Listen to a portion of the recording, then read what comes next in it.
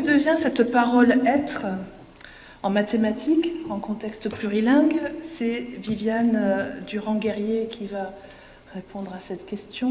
Donc, la parole est à Viviane Durand-Guerrier. Oui, bonjour. Viviane Durand-Guerrier. Alors, moi, je suis professeure émérite à l'Université de Montpellier et je suis chercheur en didactique des mathématiques. Et je remercie les organisateurs d'avoir accepté ma communication. Alors, pourquoi je suis là? En fait, dans mes travaux, je m'intéresse depuis très longtemps aux relations entre la logique, le langage, le raisonnement, la démonstration, l'argumentation et la preuve, et en particulier à la question du plurilinguisme dans l'espace mathématique francophone. Qu'est-ce que c'est que cet espace? Eh bien, c'est l'ensemble des pays et territoires où les mathématiques sont, au moins pour partie, enseignées en français. Alors, non, comment on fait?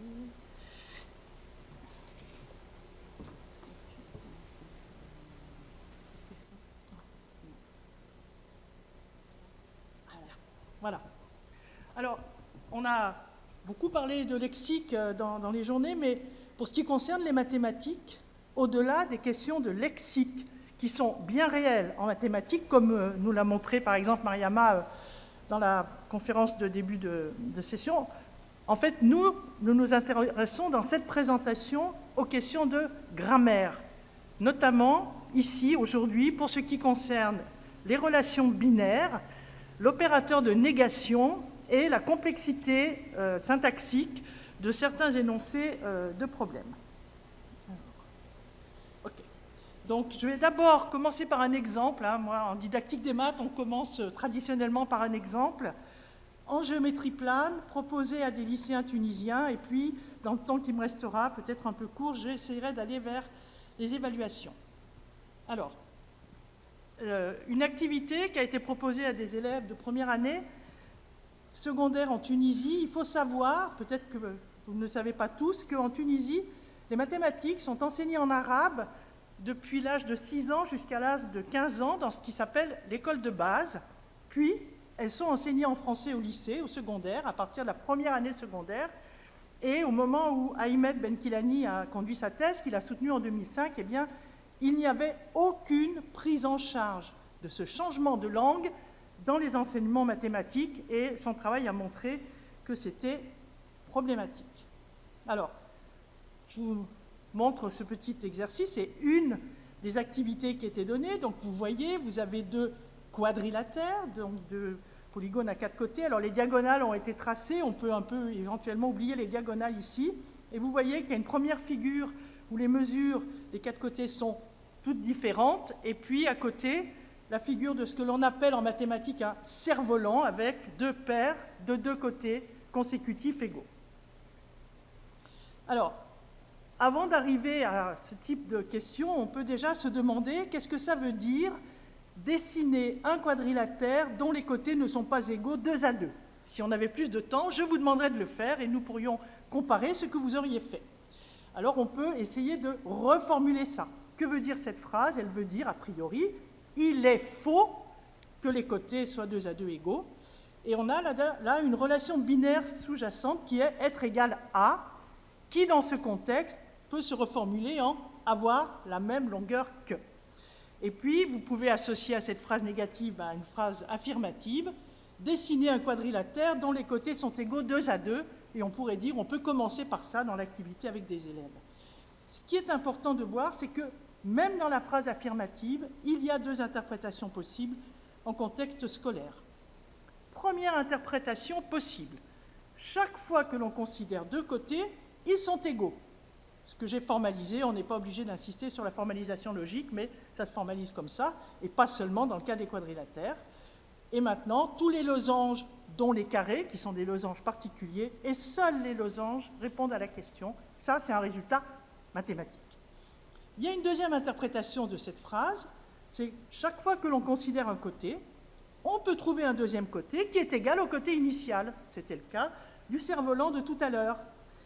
Les quadrilatères qui satisfont la propriété, dans le cas de la première interprétation, la satisfont aussi dans la seconde, mais ce n'est pas vrai dans l'autre sens. Voilà, donc conviennent les losanges, bien sûr, tous les parallélogrammes, tous les trapèzes isocèles, qui sont des figures qui ont deux côtés opposés de même longueur, et puis les cerfs-volants, qui ont deux paires de côtés consécutifs de même longueur. Il y en a beaucoup d'autres qui répondent à cette question, donc des possibilités de dessin très importantes. Alors, si on retourne à la consigne initiale, maintenant on voit qu'on a déjà deux interprétations, il faut les nier, et bien sûr c'est pour ça que c'est important d'avoir l'interprétation de la phrase affirmative. Les quadrilatères qui conviennent sont exactement ceux tels qu'il existe au moins deux côtés de longueur différente. Eh bien, ce sont tous les quadrilatères qui ne sont pas des losanges. Je vous passe les exemples, vous pourrez réfléchir à tête reposée à cette question. Si vous prenez la négation de l'interprétation 2, ça veut dire qu'on peut trouver au moins un côté qui ne soit égal à aucun autre. Les quadrilatères qui conviennent sont ceux tels qu'il existe, au moins un côté qui n'a pas la même mesure. Donc les trapèzes, les quadrilatères, qui ont des mesures différentes. Bien sûr, les parallélogrammes et les cerfs-volants ne conviennent pas. Autrement dit, si je reviens à ma figure, la première figure convient. Vous pouvez prendre n'importe lequel de ces quatre côtés, il n'y a pas un autre côté qui a la même longueur. Mais par contre, la figure 2 ne convient pas, puisque chaque fois que vous prenez un côté, il y en a au moins un, il y en a même exactement un. Donc il y a une complexité inhérente à cette tâche qui avait été proposée justement pour regarder comment les élèves interprétaient ce type de phrase. Alors donc, ces élèves tunisiens, ils travaillent, ils sont en binôme, et après il y a des entretiens avec le chercheur. Je vous donne que quelques petits éléments. Les élèves, ils discutent, et quand ils discutent en arabe. Évidemment, ils ont appris les maths en arabe, on est au tout début de l'enseignement secondaire. Et donc, le type d'argument, seule la figure 1 convient car tous les côtés sont différents, les quatre côtés sont différents, aucun côté n'est égal à l'autre, et cette phrase étant dite en arabe, ou bien la figure 2 ne convient pas car il existe des côtés qui sont égaux. Et puis aussi, la phrase peut avoir deux significations, disent certains élèves. Il est faux que tous les côtés soient égaux. Ils le disent en arabe en mettant « kolou », la particule de négation, en tête de phrase. Mais ça pourrait vouloir dire aussi tous les côtés sont non égaux. Et ça, c'est ce qu'on obtient si, au lieu de mettre « kolou » en tête de phrase, on le met à l'intérieur de la phrase. Et à ce moment-là, évidemment, les deux phrases n'ont pas la même signification. Alors vous allez me dire, peut-être que c'est un exemple absolument isolé. Eh bien, pas du tout, on va le voir. Alors, donc, on a des questions grammaticales sur ces fameuses relations binaires, mais je pense que je peux assez rapidement passer cette diapositive, mais quand même, plusieurs manières d'interpréter. Tous les côtés ne sont pas égaux, les côtés ne sont pas tous égaux, tous les côtés sont non égaux, et quelle interprétation vous donnez à ces phrases? Concrètement, si je vous demande de dessiner une figure, vous êtes bien obligé d'interpréter, sinon vous ne pouvez pas dessiner.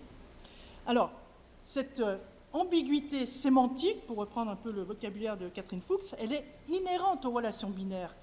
Et en fait, choisir une formalisation de l'énoncé, je n'ai pas insisté là-dessus, mais choisir une formalisation de l'énoncé, une forme syntaxique, revient à choisir une interprétation. Ce sont les liens entre la syntaxe et la sémantique. La formalisation logique, elle permet de lever les ambiguïtés. Mais après, il n'y a pas que la syntaxe et la sémantique, parce qu'il y a aussi la pragmatique, plusieurs d'entre vous en ont parlé. L'interprétation correcte, elle relève de la dimension pragmatique. Elle met en jeu le contexte mathématique, les connaissances du sujet relativement à ce contexte, la présence ou non d'un milieu qui fournit des rétroactions, la possibilité ou non de se procurer des informations pertinentes, etc. Et ce n'est pas spécial à la géométrie. Il se trouve qu'en mathématiques, en mathématiques, ce domaine dont on pense toujours qu'il est univoque, eh bien, cette expression 2 à 2, elle est employée très régulièrement en mathématiques avec les deux interprétations que je vous ai mentionnées. Les faces d'un polyèdre régulier sont 2 à 2 superposables. Chaque fois que j'en prends deux, elles sont superposables. Mais un parallélogramme, c'est un quadrilatère dont les côtés sont parallèles 2 à 2. Ça, c'est la deuxième interprétation. Des triangles sont semblables si et seulement si les angles correspondants sont congrus, c'est-à-dire ont la même mesure 2 à 2, à nouveau l'interprétation 2.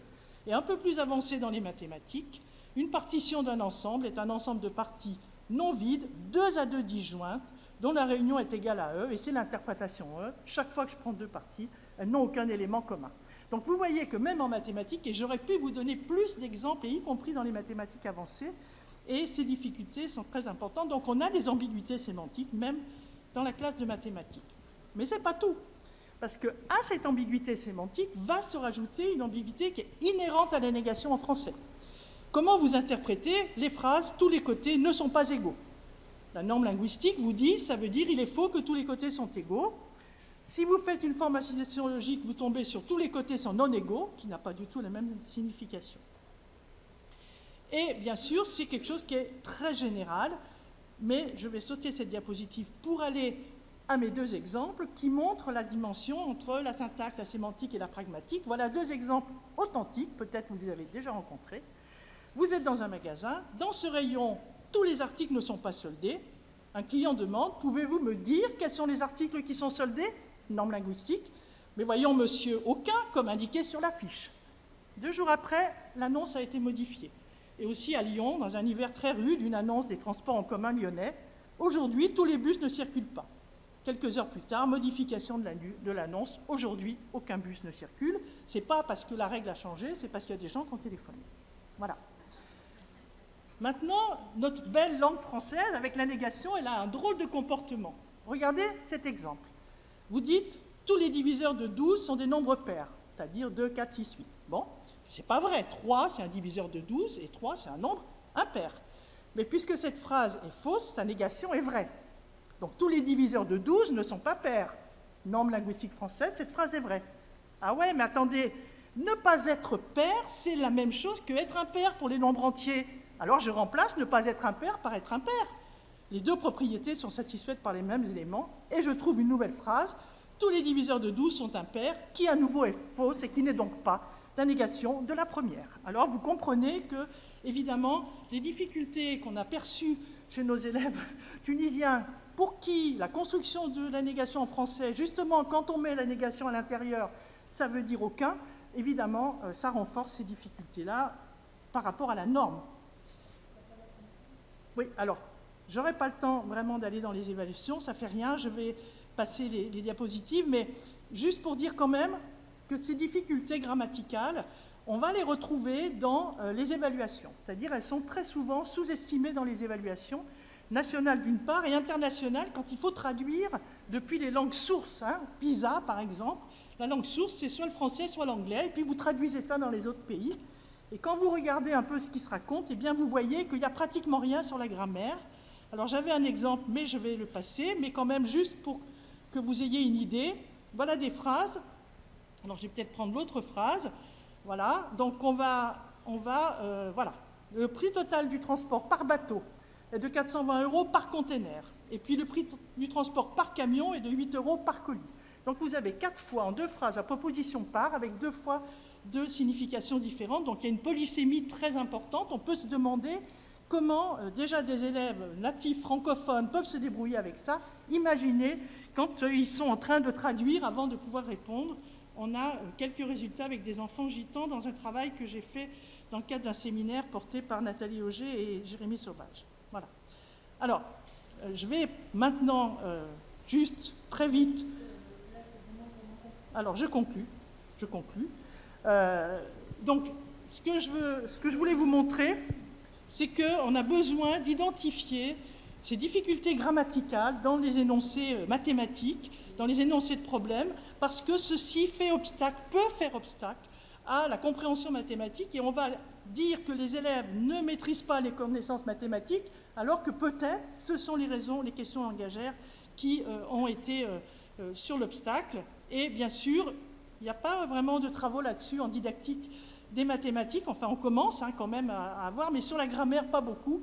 Et bien sûr, on aura besoin de collaboration entre les chercheurs en didactique des mathématiques et les chercheurs et chercheuses en didactique des langues pour aborder avec efficacité ce problème. Et donc, c'est aussi une de mes raisons d'être parmi vous aujourd'hui, c'est de dire, voilà, je suis intéressée pour des collaborations avec des chercheurs et des chercheuses en didactique des langues. Merci pour votre attention.